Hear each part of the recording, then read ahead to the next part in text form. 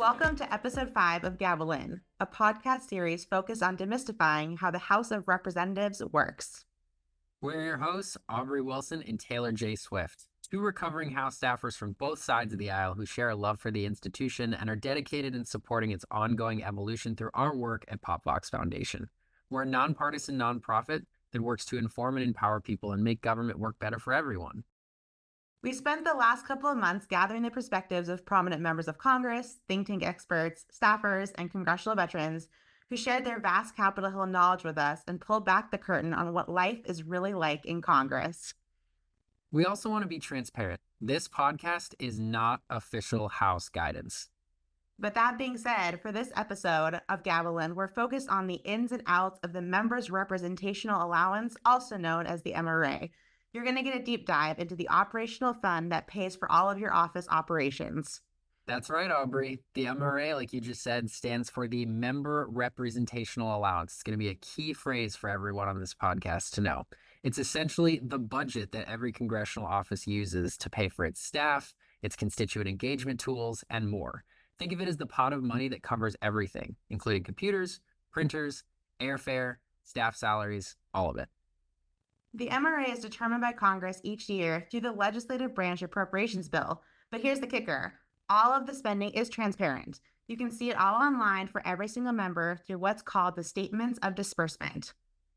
During this episode, our guests will help explain the in and outs of the MRA. So what can be used, what can't be used, how it's changed over the years, and even some helpful tips for when you're first setting up your office. It's a lot, but don't worry. If you're looking for more helpful resources, we've got you covered. You just have to head to our episode notes on this episode, after listening to it, of course. And on our website, we've linked to everything you'll need to know that we mention. And with that, let's gavel in.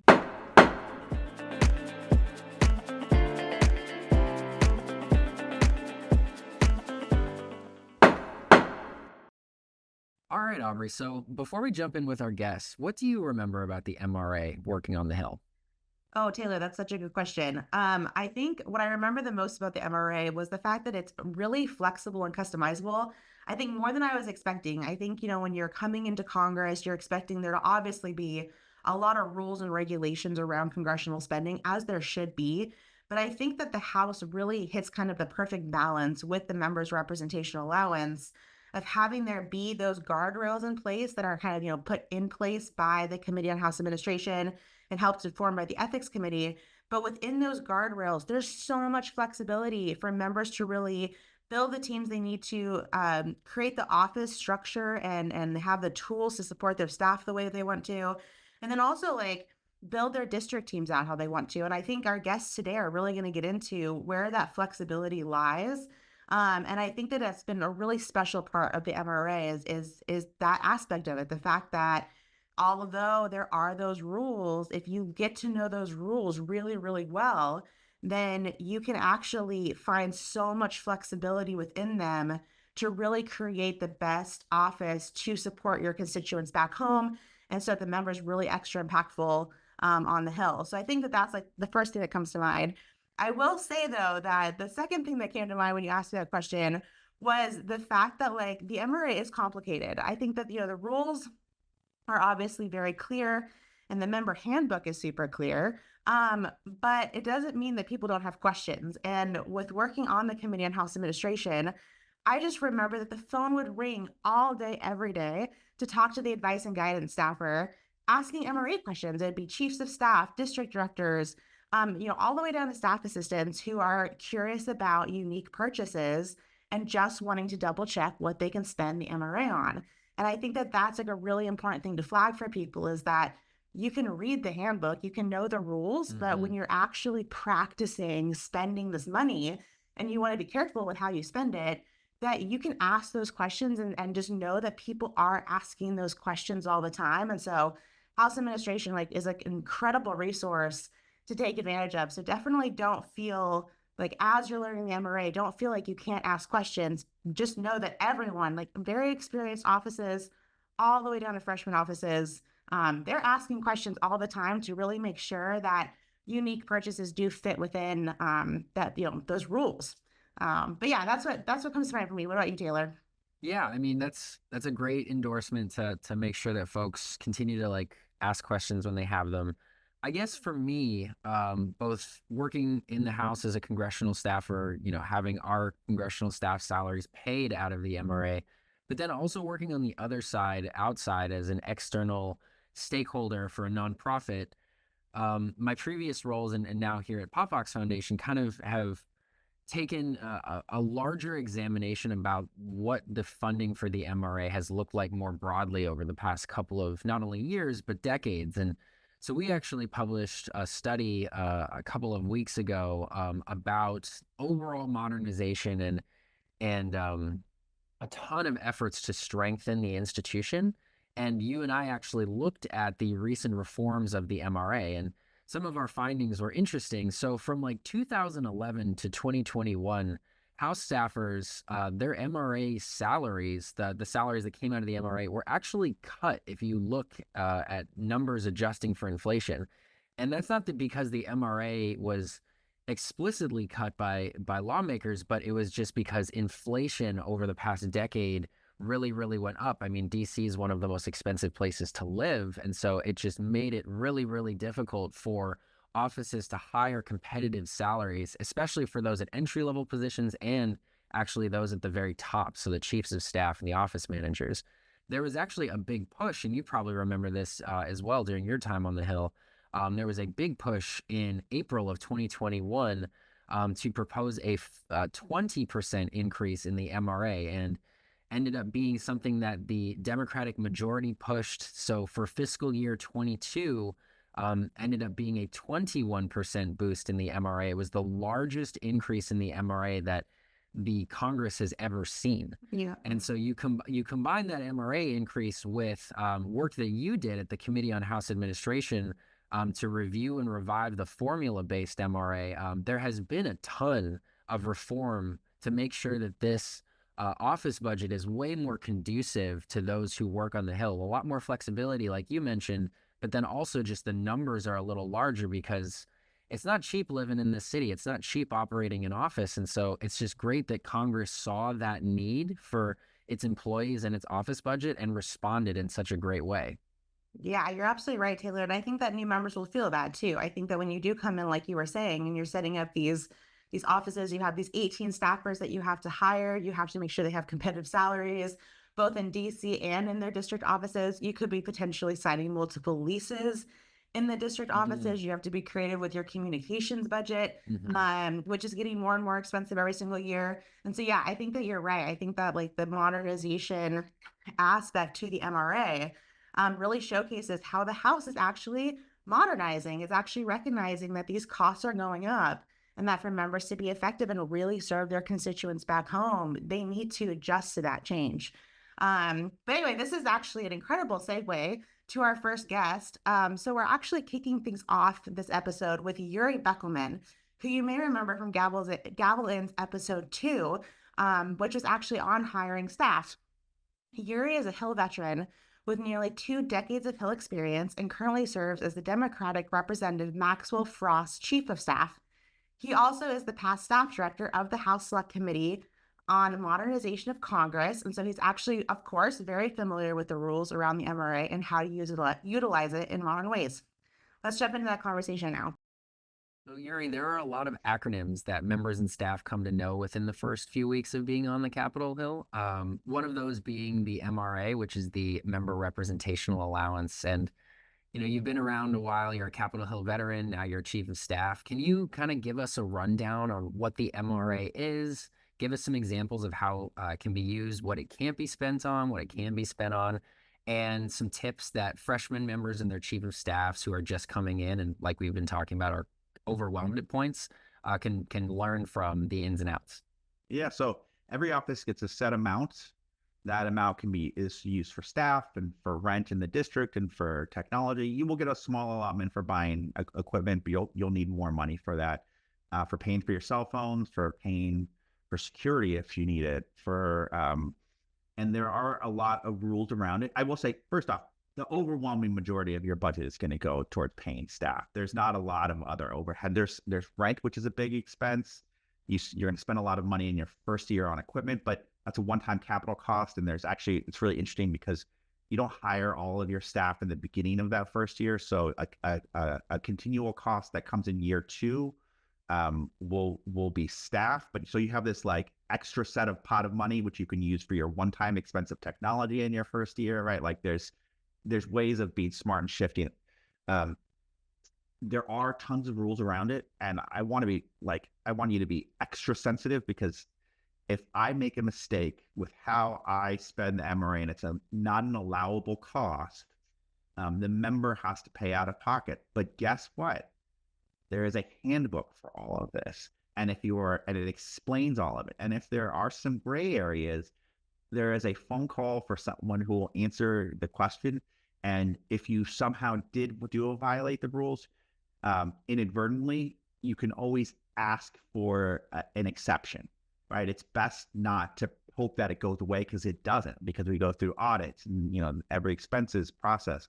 I'll give you an example. I bought a refrigerator in the district office, and it was flagged as too expensive because I bought the one with the water dispenser in it, which cost $200 more, right? Like, to me, I thought that was stupid, but it was the rule. And I wrote a letter requesting for an exemption, and my explanation was that it would have been more expensive to buy the water dispenser separately from the refrigerator. And it was approved, and it was given an exception, right? Like, I wish that I had done that in the beginning, but I didn't know at the time. And so you can work with your people along the way. But if you have question about what's an allowable expense, the first thing I would say is you should Control F the member handbook. There's a lot of information there that will like clarify it, so you don't always have to go back to the person you're asking a question of. But if it's not totally clear in the handbook, you should call House Administration, and they will give you a straight up answer about whether you can or cannot. It's one of the less gray areas on Capitol Hill, right? There's a lot of cultural things of, well, the rule says this, interpreted this way. That's not how spending money is. Spending money is pretty clear. And so I recommend you reading the handbook and asking. You can't spend money on parties, right? Like that's an issue.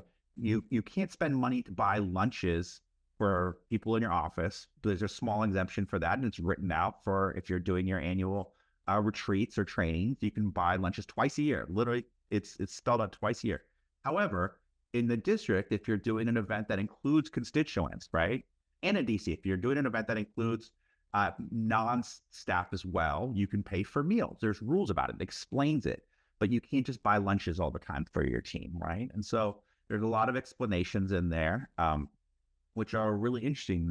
And some of them are pretty intricate, and you can find, and the people who work at House Admin and the people and your financial people want to help you achieve your goal. They're not there trying to stop you from spending the money that you have, as long as it's within the rules. And sometimes you can get there different ways, and they'll help you do it, that are not shady, that are just help you stay within the rules but achieve the same goal. So my big recommendation to you is to ask, learn, and as you keep doing, you'll get a handle of it.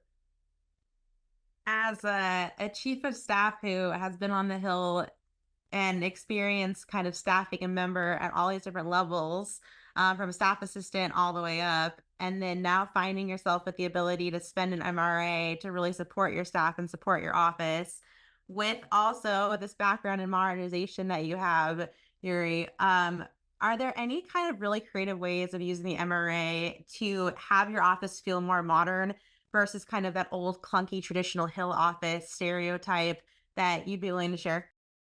Yeah, I mean, so in the district office is really where we focused, and you have to use, you can't buy your own equipment. In the DC office, you can't buy your own furniture, but you can buy your own equipment. In the district office, you can buy your own furniture.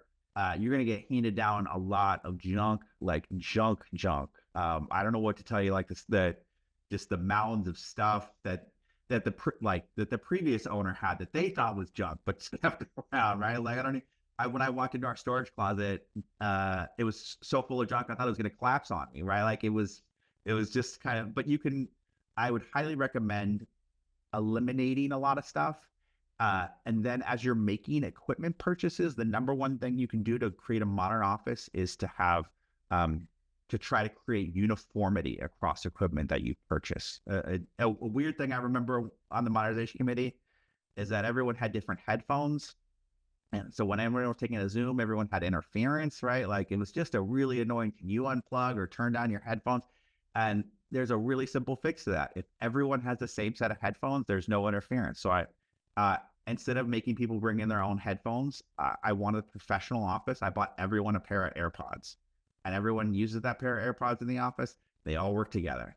Everyone has the same laptop, and so they're all interchangeable, and all get the same repairs and all the same maintenance.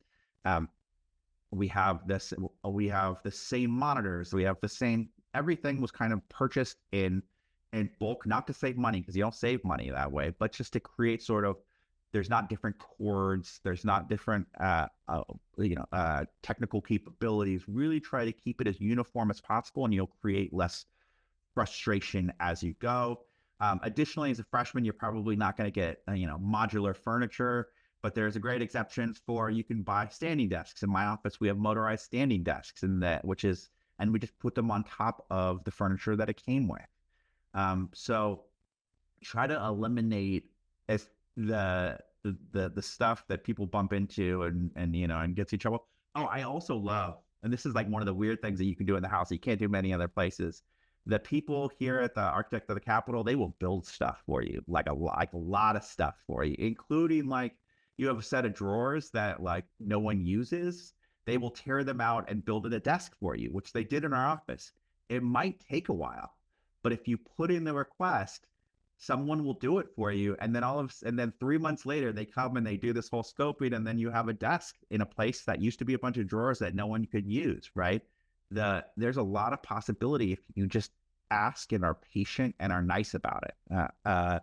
We've had 4 things. I mean, we even had we had an enclosure built for the refrigerator in the member's office because it looked terrible in there. I didn't want his office looking like a frat room. So we had a nice classic wooden enclosure built around it, right? You can do all sorts of really fun, cool stuff. Even if you can't go to Amazon and buy a desk, you can do all that fun stuff. Also, can I tell you one of the most space-saving things that we've done in our back office? We made them push all of the desks up against the wall. They would always leave a giant gap, and it would make the whole office feel small. There's just a gap in between the desk and the wall. Just be thoughtful about these things. We made them push it all up against, and now it feels open and airy. It's just these small things. One of the things that everybody hates about working on Capitol Hill is that there's no privacy. And so they're constantly walking around the hallways or taking calls at Dunkin' Donuts, or our office actually went out and bought a Zoom booth, something that you see in a technology office, in a tech company. It looks like a phone booth. It closes. It's soundproof. People can take phone calls and Zooms in there, and no one else is bothered by them. It's great. And that's not furniture that the CAO offers. They don't have them in stock for you, but they fall under the exemption for even needing a letter. So you can just purchase it. Talk to the CAO. They'll help you with it. They actually got us a cheaper rate because they'd worked with them before, and now we have one in the corner, and everybody loves it. Everybody uses it. These tips are so helpful, Yuri. This is fantastic information. You've mentioned several things that you can purchase or can be exempt for the MRA. You mentioned going through with a fine-tooth comb that member handbook to really be explicit on what you can and can't buy. But for those who are listening to this podcast that haven't had the chance to read through it yet, can you walk us through some things that explicitly cannot be purchased with MRA funds, just to be crystal clear for our listeners? You can't just buy food for your team, right? Like that was one I kind of went in, but also like snacks for your team. You can buy snacks for constituents that are coming by. There are limits on purchases that without getting approval from the committee, they've recently gone up, which is nice. That's not the case for most technology unless it's excessive. But if you want to buy, a microwave, it has to be within a limit. That's all in there. Explicitly can't buy. You can't do personal travel. You can't pay for tours, right? Like we were doing one of our retreats, and we wanted to do a social activity, and social activities cannot be paid for out of your MRA. That includes like a tour of the monuments. You can't make the argument. It's explicitly banned in the office. The most important kind of guidelines that you can think of.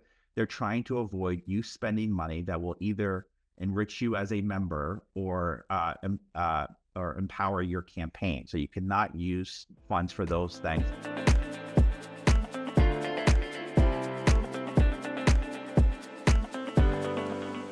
Another element that Yuri brought up in his conversation with us that I want to kind of hone in on was he really emphasized that one of his more modern uses of the MRA was to upgrade the technology and standardize it across all of his staff in the DC office. I think as virtual work has come more into play on the Hill, as people are starting to have more virtual meetings, there's definitely been this push on the Hill to understand how you have 6 or 8 people in one room, potentially on different calls and different meetings with different headphones, and all the interference and background noise that comes with that. And I think Yuri's comment about how he just decided with Representative Frost to get everyone the same technology so that there weren't those tech challenges is one of those modern uses of the MRA that that new member should consider.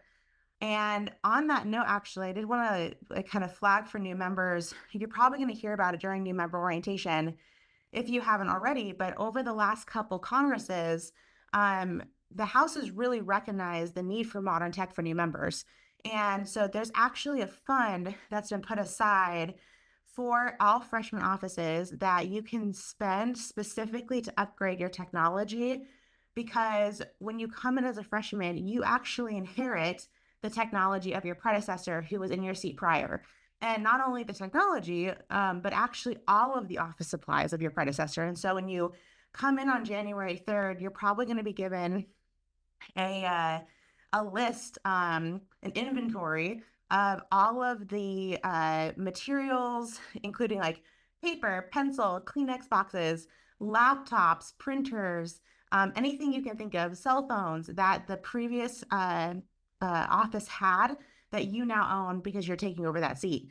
As you can imagine, especially with members who served in Congress for a really long time, who now have a freshman taking over that seat, some of that tech that they were using can be really old and really in need of upgrading. And so the House recognized that for a new freshman coming in who was inheriting that old technology, that they were kind of a leg behind everybody else because they were using this older, like last generation tech. And so to make sure everyone has a fair kind of starting point, the House, like I said, invested in these kind of kickoff accounts where you can spend some money on making sure your tech was upgraded. So and that pot of money is separate than your MRA. So when you get settled in January in your new office, when you're doing your inventory of all of your new tech, when you're starting to understand what you might need or what you'd like to upgrade, make sure to ask about that technology upgrade account and make sure to spend that money separately than your MRA versus spending your MRA money on modernizing your tech. Because although your MRA money can be used on technology,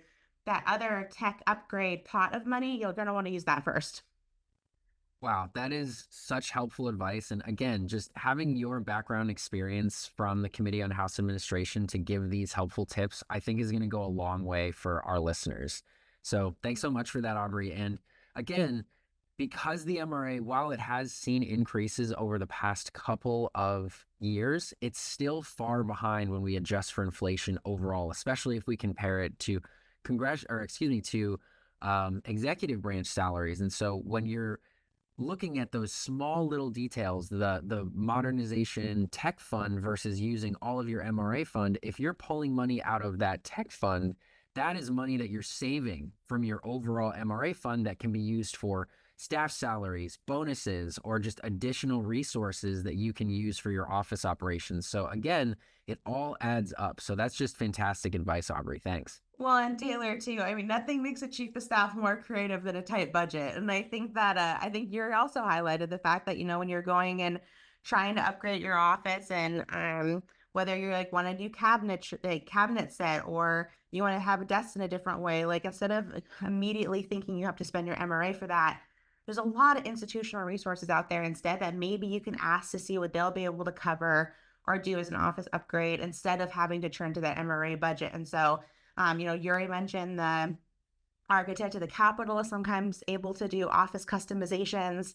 The CAO, the Chief Administrative Office, they are just packed with resources and individuals who have been in chief of staff shoes, who have creative solutions that they've, like personally practiced as tried and true that they may be able to help you with. And so as chiefs are helping members get their feet on the ground and staff up their offices and build that office to really kind of fit the vision of the member, once again, before you dig into that MRA pot for some of these more unique resources, maybe, ask some institutional offices about how they might be able to help. And I know the CAO coaches is an amazing resource for chiefs for that. Or your CAO customer advocate is another person who I really recommend that chiefs lean on. Like our last guest, Yuri, our next guest, Jen Daulby, the new CEO of the Congressional Management Foundation, was also a chief of staff and is intimately familiar with the MRA. She also has a great perspective on the implementation side, since she was staff director of the Committee on House Administration, which helps sets the rule on MRA usage. So I'm the new CEO of the Congressional Management Foundation. It's an exciting opportunity. All my friends said this is perfect because you have been mentoring staff because you love it for years and trying to make the institution better and right. It's at some point in life, what a privilege to find a place that matches your skills. So I couldn't be more excited to be at CMF. For 4 years, we have published what is called Setting Course, our book about new members and setting up an office. And we are updating that book, and it's going to be amazing. It's going to be streamlined. It's going to have a pertinent and updated information. And I hope it's a really good guide for folks that maybe need to learn a little bit more about a topic. So, Jen, you served as staff director on the Committee on House Administration, following being a chief of staff for a really long time for a member. And in both of those roles, you saw a different side of the MRA. From the Committee on House Administration side, you saw kind of the rules that you oversaw, the rules that govern the MRA, but from obviously working in a member's office, you had to abide by those rules and figure out how to manage that budget. Generally, for freshman offices, they're just beginning to become familiar with navigating those ins and outs. What's kind of your top advice for kind of first understanding how the MRA works and adjusting to kind of that overarching structure of staffing and running an office? What I absolutely love about Congress is it truly is 535 small businesses. And especially when I have done work in state legislatures, you just really can't compare the autonomy a member of Congress has. And so when people make those transitions, and a lot of members have come from their state legislatures, it is really important to know that there is very little supervision, which is a good thing, right?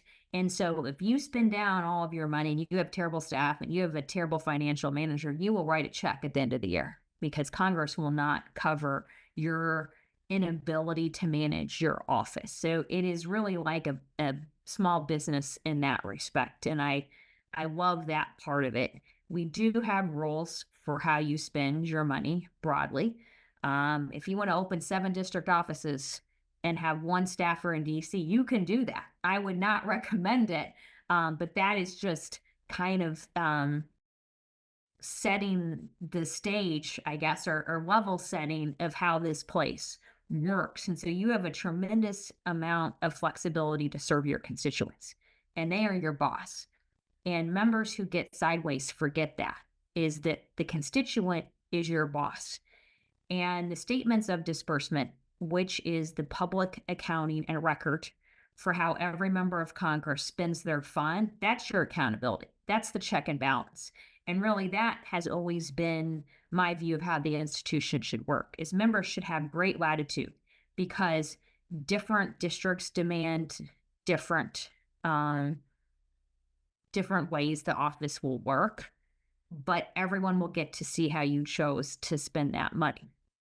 And it's also difficult when you're doing campaign events and official events. And I'm not a Star Wars person, but I always think of the lightsabers, like they can't touch, they can't cross. And so always keep the 2 streams of your official and your campaign. And if there's any concern, if it's an official, something that should be paid for by official funds or campaign funds, I would default to campaign funds or make sure you get clarity. And sometimes things are a little gray. right? Because if we're overly prescriptive, then we're over regulating members. And in that instance, I would say, then use your judgment. Is this an expense you can defend to your constituents and the taxpayers of this country? And if it's not, you probably shouldn't be doing it no matter what rule is in place. But I think the biggest, the guidelines are be very careful who touches your money. And almost all members have someone with expertise of the institution. Unfortunately, we do not adopt technology like we should.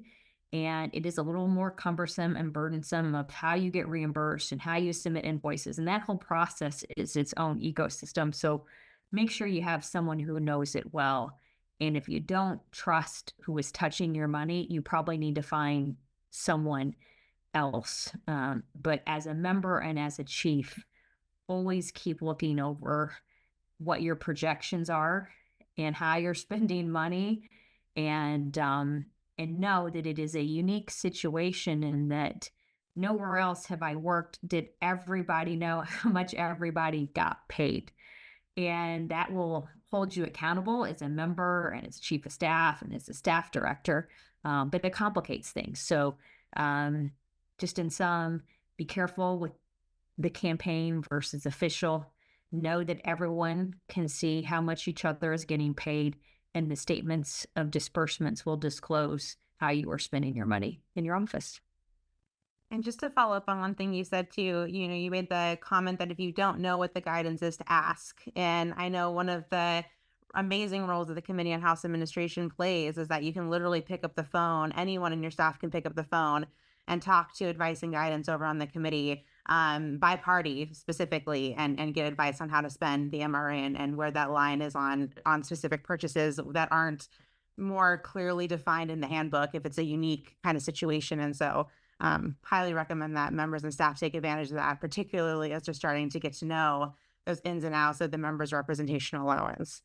And that's such a good point too, Aubrey, because I think people forget because they talk about handbook and yeah, you should have a handbook within your own office, but there's a handbook that, is guidance on member spending as well. It's really good to just glance through and at least know what topics are covered in there if you ever have to go back and look something up. 100%. So talking about kind of the statement of disbursements, when you pull up that document, in it actually lists how much the MRA allotment is for every single sitting member of Congress. And right now it sits a little under $2 million on average per member per year, which I think to the average American obviously sounds like quite a hefty budget. But in reality, can you actually walk through kind of all of the different aspects of running an office that the MRA funds for a member of Congress? Absolutely. So the rent in DC is covered. That is included in the job, so to speak.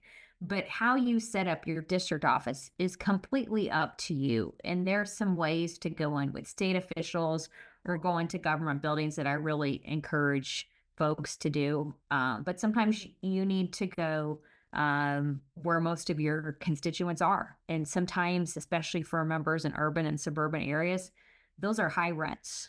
And that has to be covered. All staff salary has to be covered. If you're in a rural area and you decide to cover mileage, that can add up really quickly as well. Your communication expenses are big items.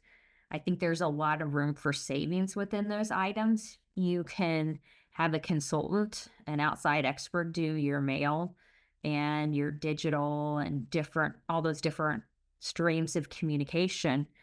Or you can do a lot in-house too. And we chose to do a lot in-house when I was chief. We broke a lot of printers, and printers were cheaper to break sometimes than hiring outside folks. And we had a lot of outside experts that were really good at digital and would help us communicate effectively with our district.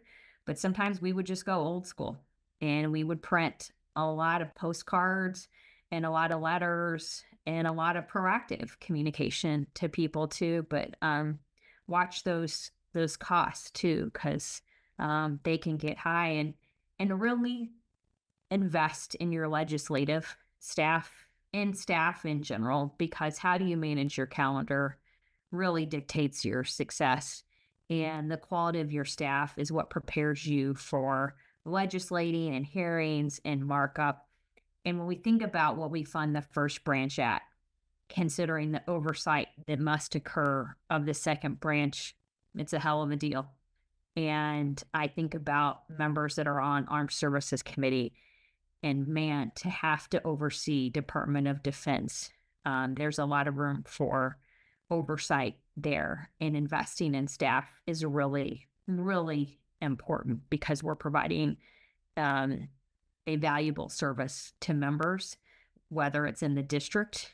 And if you're a district that has a lot of soldiers and sailors and military personnel, you're going to have a lot of requests because rural America fights our wars, and a tremendous amount of casework with Veterans Affairs, which is a agency that is working really hard but deficient in a lot of ways. And so having a lot of district staff and investing in them is really important because that is a constituent service that no one else can provide but you. Yeah, you made the comment that obviously investing in staff is something that the MRA helps a lot, especially with not only recruitment but with retention as well. I know the MRA, even on just the years that I was on the Hill, increased substantially, and I think that that's been something that the modernization movement in Congress has helped a lot with. I think that there's been that recognition that the first branch needs to be a little bit more of a heavyweight, not only with its workforce, but with a lot of other aspects of just having it be a modern congressional kind of office space. I know technology is another thing that comes out of the MRA, as well as having modern tech for congressional offices.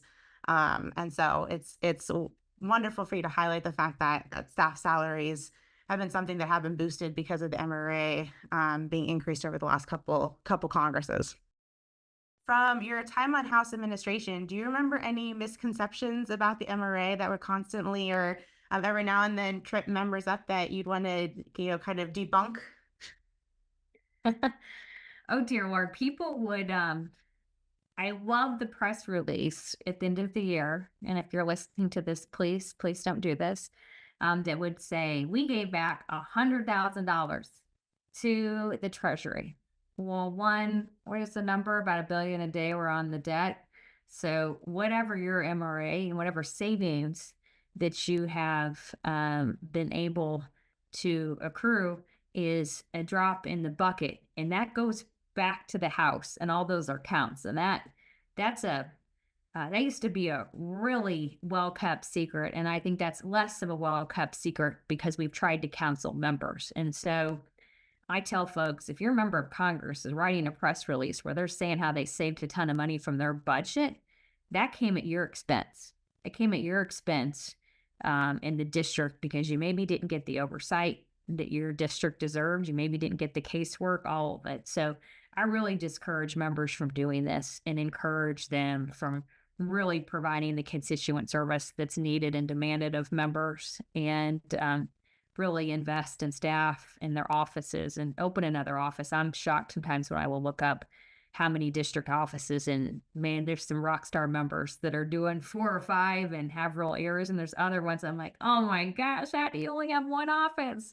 You got to help some more people. And so really try to get away from that one press release that makes people feel like you're saving money, and the other 364 days a year, use your resources as much as you can to help people in your district and make this place work a little better. For brand new chiefs of staff that are just trying to figure out this process and kind of the rules of the road, do you have any last advice for navigating the MRA and being most effective with it? You do not have to be an expert on a spreadsheet to understand your budget, right? I remember my dad used to always say, just don't spend money you don't have. And always go back and visit where your trends are. And bad management will kill you in your budget, right? And so make difficult at times, but smart decisions when it comes to personnel. Pay your folks what they deserve and what their value is. Have a schedule where you revisit pay increases every year, if folks are doing exceptional things, plus them up or give them a bonus. But I have seen offices sometimes where they'll get in a pickle, especially when it comes to comm staff and scheduling, because they're really in demand right now and we're overpaying for them. And it's like, oh my gosh, Bobby was the most amazing press secretary and we're never going to find anyone else. And so I'm going to give him an extra 50,000 so he doesn't leave. You have just wrecked your budget because Susie and Debbie and Christy and whoever else on your staff, they're going to see that Bobby made another 50K and then they're going to come in and squeeze it and you're going to have a mutiny on your hand real quick. And so if Bobby, the press secretary, has found something else, wish them well. And hopefully you will have cross-trained the staff a little bit and implement really good processes for you, how you hire staff. But do not let one staff become so valuable that they will jam you with your budget if they leave or demand more money, because it is like a house of cards and it will all fall apart and then you get in real MRA trouble. So that's another thing I tell folks to watch out for. Yep, that's an incredible piece of advice from definitely a well-seasoned chief who's seen it all. Sometimes because I made the mistakes. Those are the most valuable ones, though, because then you can help others not make it. Because it definitely was something even I saw on the Hill happen. Because you definitely, I think that there's staff that are particularly incredible, amazing, wonderful people who are so good at their jobs. And it is scary, especially in a crazy congressional schedule and cycle, to lose that person. And like you said, it can get offices into a pickle. And managing staff is so interesting too, because it's different personalities. And if I always say, when I usually had a problem, it was because I didn't get in front of an issue, right? And I had a staffer that was bugging me about salary all the time. And I said, I think you accepted a salary that you probably weren't happy with.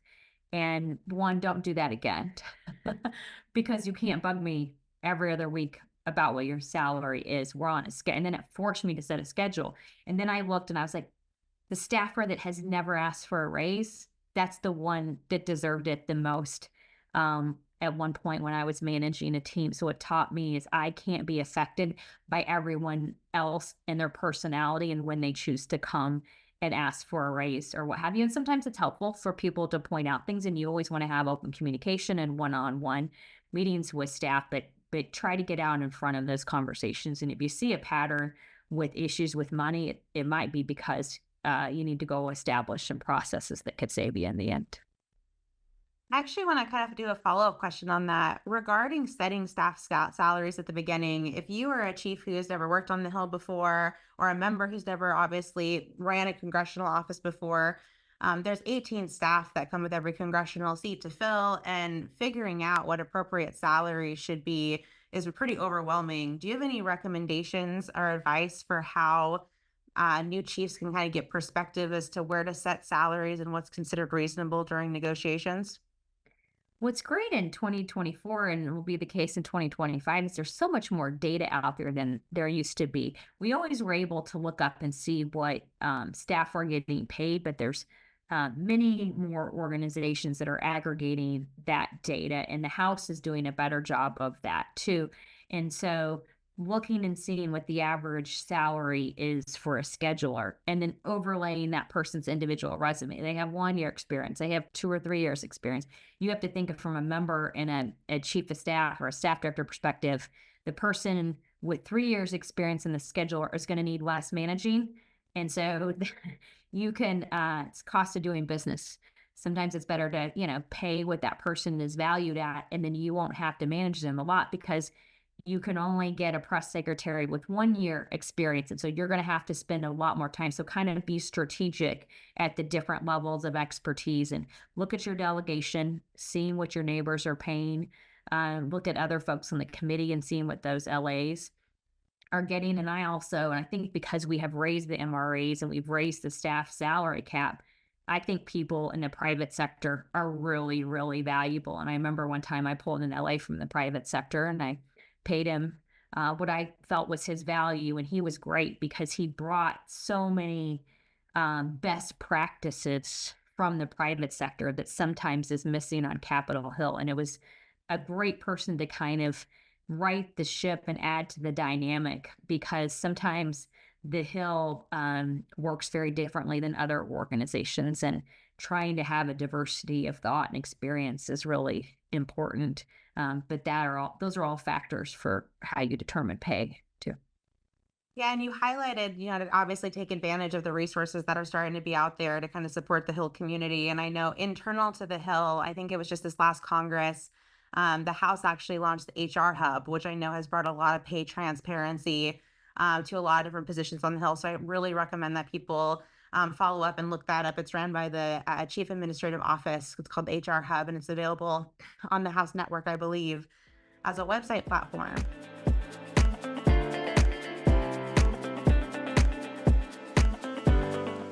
Wow. Okay. So let me jump in here before we go to our next guest, Aubrey, so that we can reflect on some of the incredible advice that we heard from Yuri and Jen.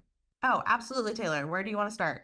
So I know this is going to sound like a broken record. We've been saying it a lot, but just please read the handbook. Like, it's just going to save you so much time on the back end, on the front end, because if you understand the rules, regulations, policies, the do's and don'ts, what you can and can't buy with your MRA funds, that's just going to save you so much time, so many headaches, so much back and forth with your office managers, your team, clear up a ton of confusion. And it'll obviously just further empower you as a member and a manager to just know what's right and what's wrong. I think it's really important. Yuri made this point. If you or your office manager makes a mistake about how you're spending your MRA funds and that money isn't an allowable cost, the member has to pay that fund out of pocket. So please just make sure that you know what you're spending your money on and whether or not it's an allowable cost. No, I think that's such good advice, Taylor. And I think, the other thing to highlight was that Jen, made the comment in her comments with us about how, the member obviously has to know the handbook, but also like all the different staffers that are handling finances for your office should also be super familiar with the handbook. And one of the really common hires on the Hill is a financial advisor or somebody to manage finances. And these are usually shared employees across a couple offices. And these individuals are experts at budgeting, at knowing the processes for submitting receipts, for submitting all that paperwork.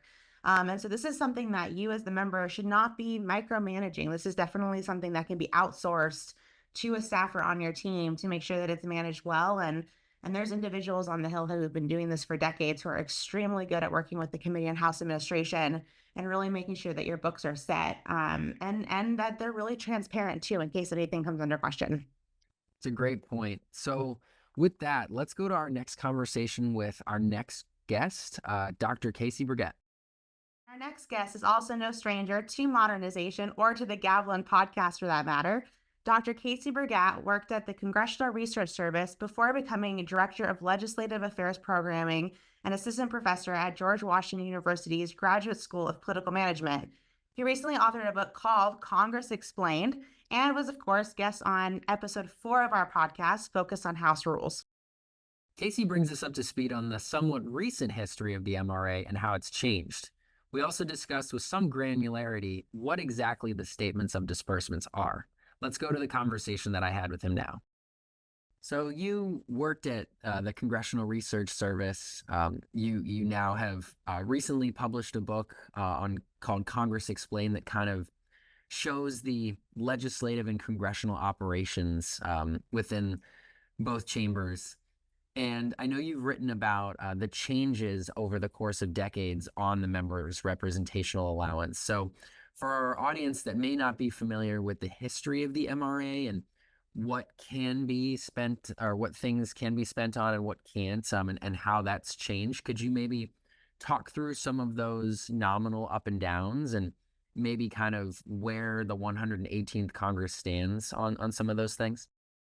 This was all the MRA existed or came to be about after frustration following the Watergate babies eras, the late 70s, early 80s, to allow for more flexibility and accountability for members' offices. Members themselves wanted more discretion. They didn't want to be told who to hire and for what. Plus, as you see often in government, there was just layers and layers of funds, individual funds that had pretty big limitations or bureaucracy involved about how to spend their money for their offices. So members worked and lobbied their own membership to create the MRA to provide more flexibility for them to do that. And that's been true since the mid 1990s. I think the MRA was first authorized in 1996, and they've been using that system in basically the same way going forward. And there's been amendments with it about whether to change or maximize accountability. You must report expenses here. Oftentimes it's towards a more transparent showcasing of how they spend their money. But there's been additions about whether there was money to pay for their interns, or whether or not certain fellows counted against their cap on the number of staffers that they've been able to hire. So there's been these more marginal changes, but the fundamental structure of the MRA since the mid 1990s has been basically the same. I think that's going to be so helpful for our listeners, both who are going to be joining the halls of Congress or just interested folks that are listening, to kind of understand that history.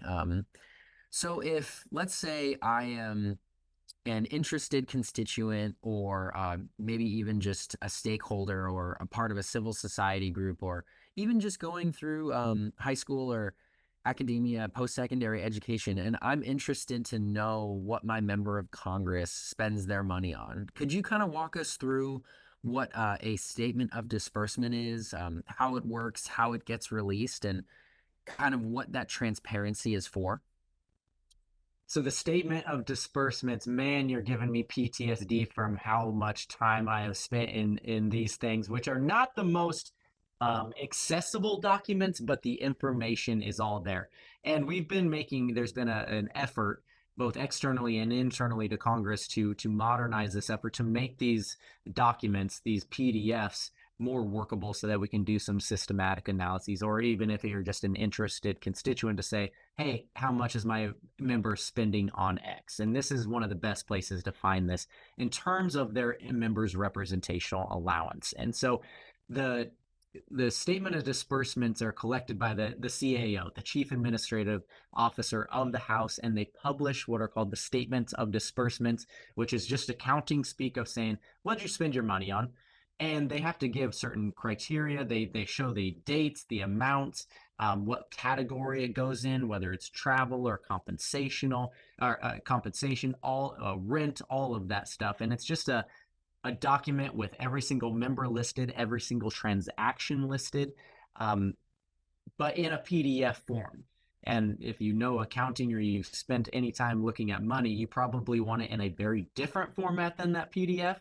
But again, we're making efforts to try to get it at least in some sort of CSV delineated format so we can make this workable. But they're available to them. They go back. They're produced quarterly within the House. They're produced every 6 months within the Senate. So you can look at both chambers to look at how they're spending their money at individual offices, including committees.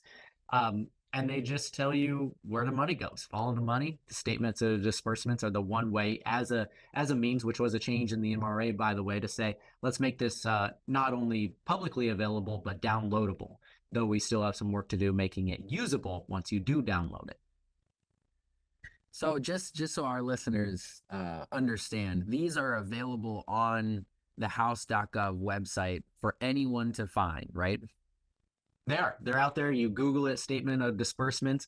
You'll probably be outside of DC. If you're listening this from outside DC, you'll probably be one of 19 people in the world who looks at these things, but they do contain a ton of information. They can give you a lot of good looks about what members care about, how they treat their staffs in terms of payment, whether they travel, which you can get a lot of predictive power out of that, of why is this member traveling to Iowa and New Hampshire and Wisconsin 2 years before they ever announce they're running for president. So a lot of folks, investigative folks, turn to these to see how they're using their taxpayer funds and what predictive power can that give us about what they care about.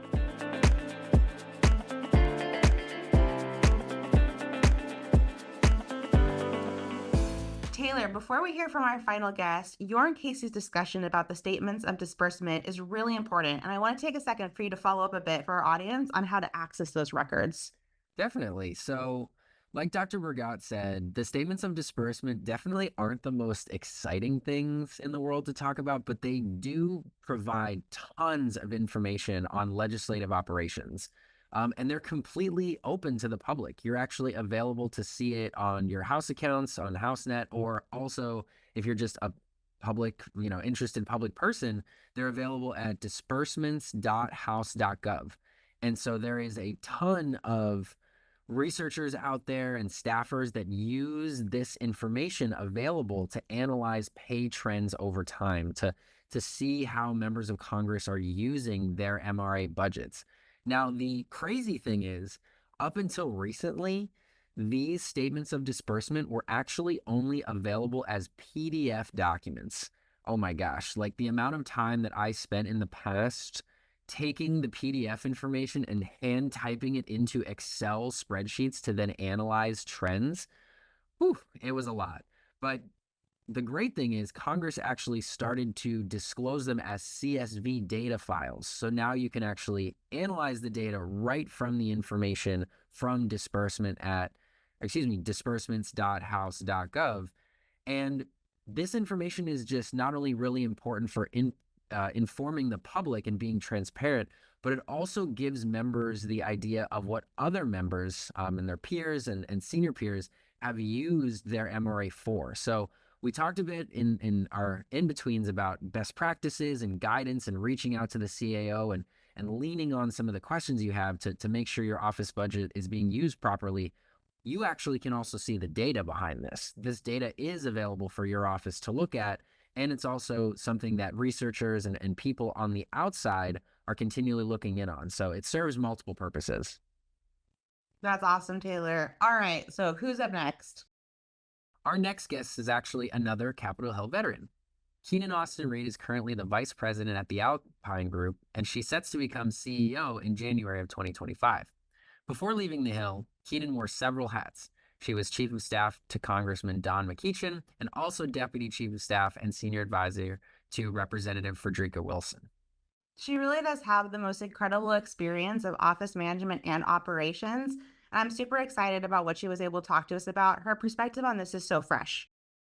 So Keenan, you spent several years as a chief of staff to a pretty prominent House member. So, with that comes managing an office and really managing the member representational allowance, the office's budget. Can you share an example of how careful budgeting under the MRA has allowed an office to kind of expand or improve some of its services? Oh, yeah. The MRA is just a fantastic tool, or I should call it the Members Representational Allowance, as you have called it, Taylor. Thank you for guiding me towards that. But from now on, y'all, now that you know what it is, I'm going to call it the MRA so I don't trip over that long title. But, it allows you to communicate. That's one of the things I loved when I found extra money. And that only comes from smart budgeting. The first thing I'll say for people that are thinking about managing an MRA, find someone who is experienced with doing it. Do not try to do this on your own. These people are called financial administrators. They typically manage more than one office, and they have expertise with knowing how budget flows, managing your invoices. You have several vendors between your DC office and the offices in the states that you need to manage, and you do not have time to figure all of that out. You've got the minute you start your day in Congress, you're inheriting constituent mail and responsibilities. The minute you're sworn in, you are voting. You are off to the races. People are asking for, even long before you were sworn in, people are asking for your votes in leadership races, and you're writing letters to try to get on committees. Bottom line is Congress is fast. Utilize talent who understand this process to help you get established and get settled. Now, when you are using your MRA smartly and you have built that great relationship with the financial administrator who I keep on speed dial, I've used it to better communicate with constituents. Congress is great and we love it and we work so hard, but what does it mean if we can't tell the people back home that we represent what we've done for them? And so finding additional money for ads finding additional money for franked mails frank mailers. That's been a fantastic tool that I've used. The other thing is I enjoy, and I'm probably going to sound like a budget nerd here, Taylor, so stand by, but I love to pay for some of the high ticket items the year before if I have space in my budget. So you all are going to have subscriptions that you may have in managing your communications or subscription services to different news outlets or lists that you are buying. If you can buy that on earlier budgets, that frees up space to make that additional hire or do more on a future budget. But you want to utilize those extra funds to the maximum. And it's just so much better. Everything that I could pay for in a previous year, I would. And that would allow me space in future years. But you have to get with someone that knows how to do it. And the last thing I'll say is I use my MRA and I could find money to reward staff that I wanted to retain. There's always people work hard, and yes, people, within the Fox Foundation, they didn't ask me to say this, but they've done a lot of work to make sure the staff are treated fairly and paid fairly and are wonderful advocates for staff. So thank you for that. And staff are paid better than they ever have been in the history of the United States Congress. And that's a wonderful thing. But for people that you want to keep, they're in demand.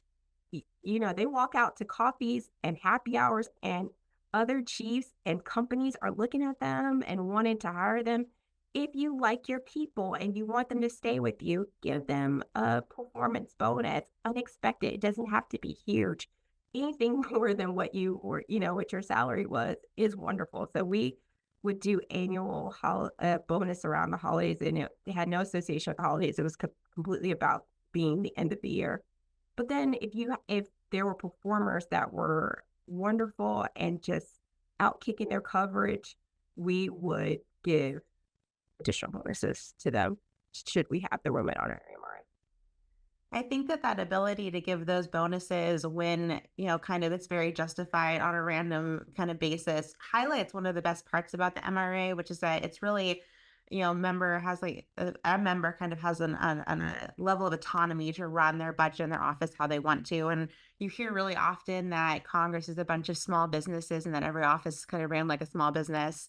With that kind of also taken into account, when it comes to utilizing the MRA to really personalize it to kind of meet your individual district and kind of serving your individual district's needs, do you have any advice or stories about how you were able to kind of specialize MRA usage to really kind of meet the needs of the specific district of the member that you worked for? Yes. The way I started was really just having a conversation with the member. You will find that the members are oftentimes wonderful experts on their district. A lot of them come from the state legislatures and they've thought about this. I also talked to my district director and district chief of staff about cultivating some of these budgets. In one office I had a district chief of staff and the other one I had a district director. So sorry, titles can be confusing, I know sometimes. But we would sit down and talk through what was very helpful to them. And one of my members, they love town halls as a communications tool. And so that was something we invested in. And, it's all about that district. When you talk about Aubrey, how do they receive information? Is your district wide or is it compact? Is it urban? Is it rural? Do you need to do more digital, or do you have a more senior population where you need to do more in inboxes? Those are things that, and now people are getting really cool and innovative about how they do some of their MRA. I've talked to offices about some members have church vans where they give them to different houses of worship, and on the back they have their constituent services.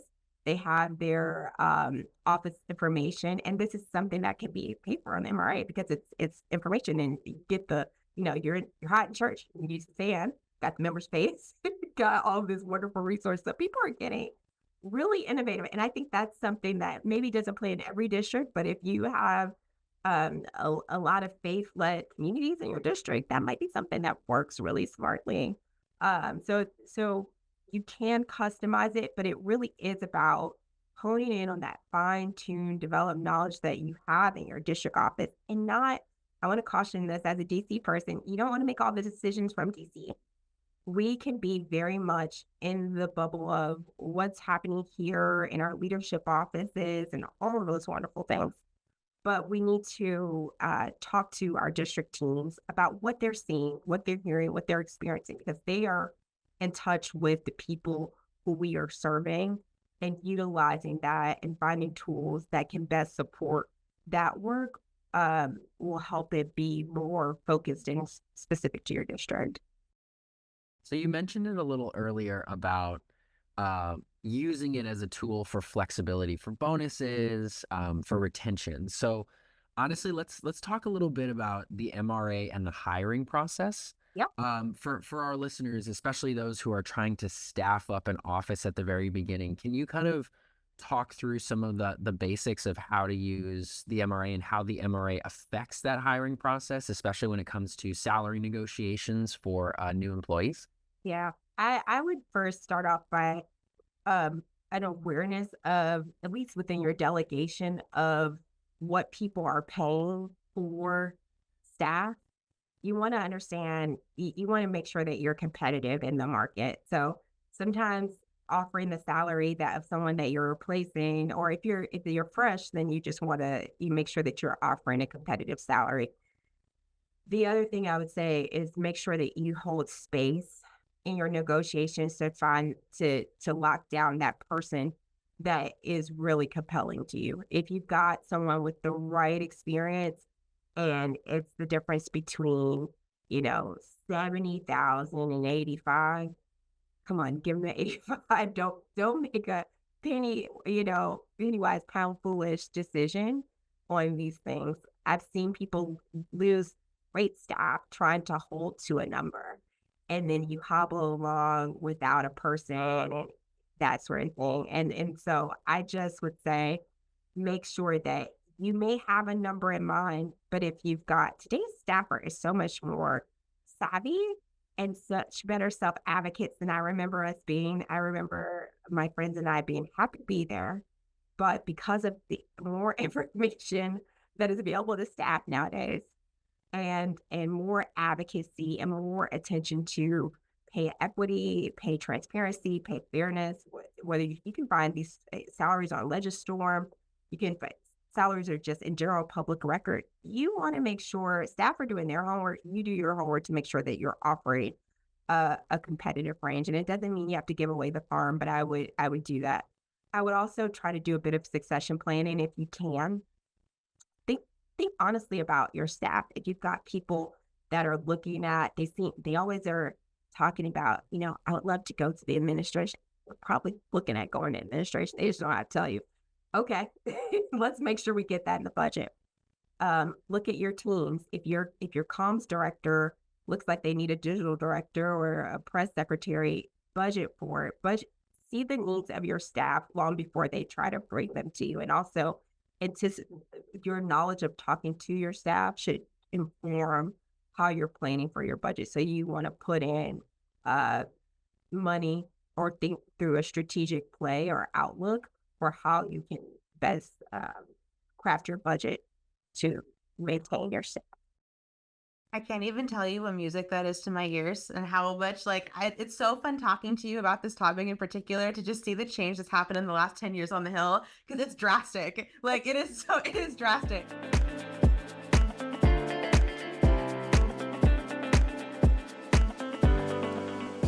That is a wrap for today's episode, but I'm so thankful that we got the perspective of so many different guests on how to use the MRA in creative ways and a little bit of the history of it. It is such a small slice of the overall ledge branch appropriations budget, but it has such a huge implication on how every single member is able to serve their constituents and their district specifically to their needs.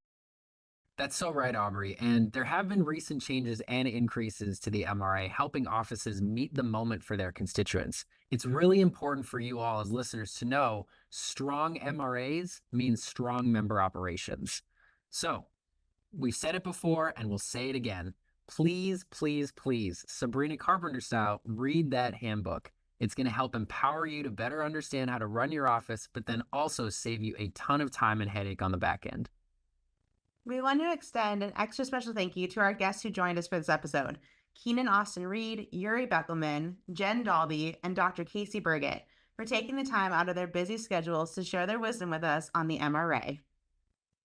Thanks for listening, and be sure to join us next time on Gavel In for more insider knowledge and actionable tips for your journey through Congress. If you found today's episode helpful, please, please, please feel free to share it with your colleagues, and be sure to go to our website, popfox.org/gavel, where the episode page has extra resources to make sure that you and your team are set up for success, both in DC and in the district. And speaking of which, you can also go to popfox.org/futureproofing to learn how you can make a difference in your new role to ensure that Congress is also set up for success in the long run. Follow us at PopVoxFDN on X and Instagram, and we're also PopVox Foundation on LinkedIn. Thanks for your service, and we'll see you in Congress.